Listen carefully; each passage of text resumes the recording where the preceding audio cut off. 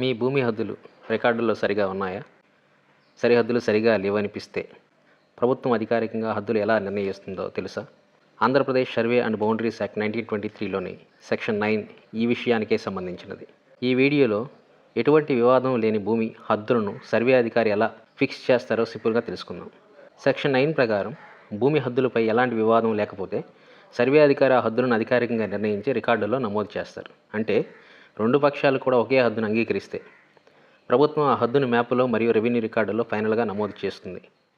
సాధారణంగా ఎంఆర్ఓ లేదంటే survey officer ఎవరైనా ఉంటే వారు ఈ పనిని చేస్తారు. సర్వే అధికారి ముందుగా ఆ భూమిని కొలుస్తారు, పాత రికార్డులను పరిశీలిస్తారు, ఫీల్డ్ మ్యాప్ తయారు చేస్తారు.